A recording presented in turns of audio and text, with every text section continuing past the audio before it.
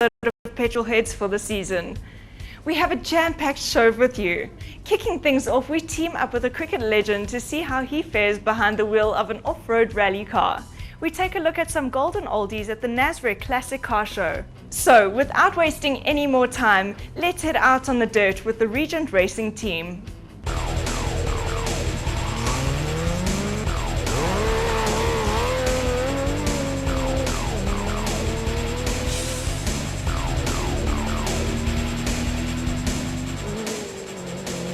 Off-road racing is possibly one of the toughest forms of motorsport out there. Raced on unknown terrain, driver and navigator need to be in absolute sync to make sure the team and the vehicle finish the race safely and in a respectable position. Navigators are often the unsung heroes of racing. The job is incredibly difficult, requiring hours of prep, nerves of steel, and the focus and patience of a saint. But one off-road racing team is putting points aside and throwing a complete novice into the passenger seat. Regent Racing is very much a race team that's been backed by the Imperial Group of companies, with Regent Insurance being the title sponsor for the best part of 7 years now, and embarking on another 3 years. So quite a unique scenario where we're going to a 10-year relationship with them. But Regent Racing really is an off-road racing team, that competes in the South African off-road championships, and more importantly has aspirations of Dakar in the future.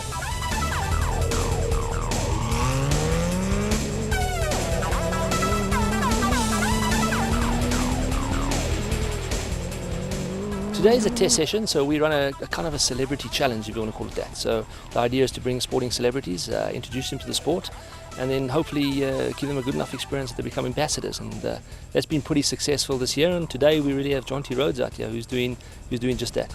No, the guys come out, the celebrities come out. We teach them the world of navigation, the challenge, and basically they sit next to a very experienced driver in Archie, and they get to compete in an off-road national. Now, to put in perspective, we've done Fanny de Villiers, we've done Stefan de Blanche, we've done Natalie de Toy, and as Stefan put it, it's very much like asking one of us to go and play in a Super 15 on the weekend. They get taken totally out of their comfort zone. They're very competitive by nature, so they want to win, and it takes them a little while to settle in. And once they settle in, it's a very, very unique experience, and effectively that's what Johnty has now.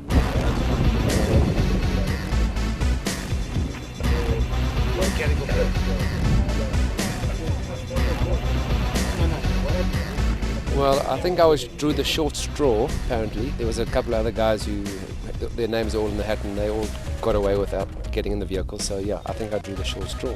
To say off-road racing invited me a couple of months ago just to get involved, and would I be brave enough to try riding with one of their vehicles? And yeah, I'm pretty much game enough for anything once. I'm not too sure if I'll be doing it again. I'm not a big petrol head. Even the Dakar, whether it be 2 wheels or 4, I haven't really followed that closely. I mean, even for me, watching the Tour de France, I don't watch a lot of sport, so I spend a lot of time outdoors using my own steam. So this is going to be good fun, sitting as a navigator, let alone not having any sort of control over the steering wheel, which is maybe a good thing, I suppose. The main function of the navigator is to keep us going in the right direction, keep us on the route. He's got a couple of aids to help him. The GPS, which they brought in about 5 years ago, that shows the track.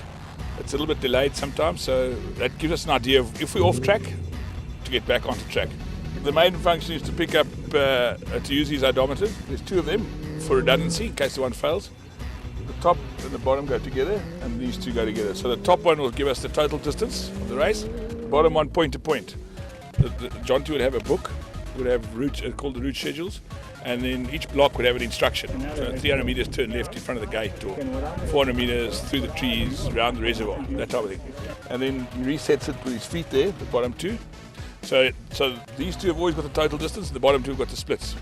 And he's got to read the schedule and count me down. So I expect him to count me down from about 300 meters. So if there's a stop coming in 300 meters, and he must say, count me down 300, 200, 100. Then I usually brake from about 100 meters and then do whatever instructions he tells me. By then I could probably see where I'm going. But it's important for him to call the cautions, because there's lots of cautions which are marked on the route schedule and on the GPS, which I never see. So if we're going on a flat out section and there's a big donga at 500 meters, if he doesn't call it right, we'll end up with a horrible accident. Okay, basically we're just running him through the book. before every race we get our notes sent to us on a Wednesday evening or Wednesday during the day, and we have to start marking it. We mark our triple cautions. We sort of trying to learn what's going on, in the race, kind of prepare ourselves what's happening. So I've took him through the legend, show him what the triple caution is important. There's different signatures or signs for holes, for ditches, for jumps, for going through riverbeds. So we just ran him through all that. Nervous. I mean, he should be. It's good to be nervous, but yeah, very nervous. That is the most. I mean, the guys have spoken about the vehicle and what it does, and I've spoken to Stephen de Blanche, who's done it. Natalie de Toy, Farin de Villiers. I've had a long chat about the amazing capabilities of these vehicles, and there was Stefan. He just said, Johnty, once you've kind of gone through that, okay, don't panic, because the vehicle's about to disappear down a ravine or it's going up the wrong mountain. The navigating for me is the toughest part. I take orders very well. I don't give them too well. Fortunately, today is just a trial run, so the navigating stuff will hopefully come with trial and error, and today is just kind of getting a feel and getting comfortable in the seat and not to have to change my trousers by the end of the laps this afternoon. Well, he looked a bit nervous to me, I must tell you. Well, the difficulty is riding in the car you're strapped in. It's a little bit claustrophobic for the first time, and then the pace, and then obviously having to focus on everything, the odos, the resetting the odos, the GPS, the route schedule, and then the pressure of having to call the cautions and to call the right calls at the right times. So it's a totally different experience. I mean, it looks a lot easier than what it actually is. But it's fun, and I'm sure they'll enjoy it.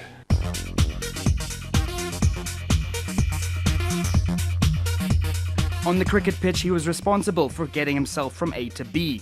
Now the vehicle that will be testing Johnty's mettle is this, a 4-litre V6 Nissan Navara. The car that Johnty's in today is a V6 powered Nissan Navara. It's an ex-factory car, so it's won multiple championships as a car.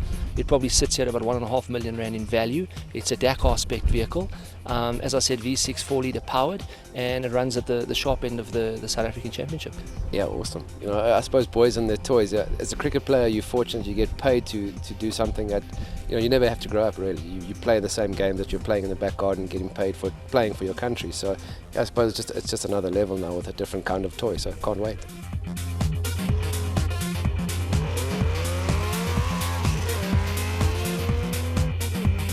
No, still very, very happy. I mean, I'm not claustrophobic at all. The helmet is probably more difficult than the inside of the car because it really does restrict you here with the neck brace.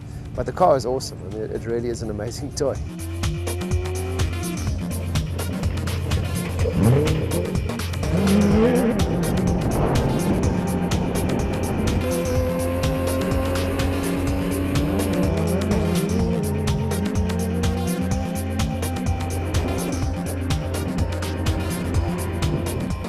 I think the worst thing here is that it's very condensed. They're trying to give you as much information as possible. So as I've looked down 100 meters ahead, I'm not too sure whether the driver's gone through and I'm not too sure whether they call it a left bend, a chicane, turn left. So that's very confusing. 2 laps so far, but I've got a couple more weeks before the event takes place. So do a bit of homework. It's been a while since I had to go back and study.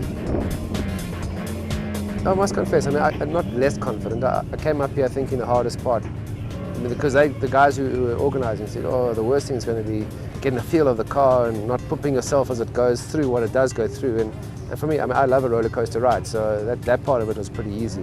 But I knew coming up here that the navigational part, where I'm supposed to be adding some value at this stage, no, it's not working. I didn't know what I was doing on the field either. I kept getting in the way, and it's perfect. I mean, there's amazing similarities. Yeah, synergies are good. Sadly, for Johnty and Archie, the nerves from day one followed them to the race and they didn't finish the round.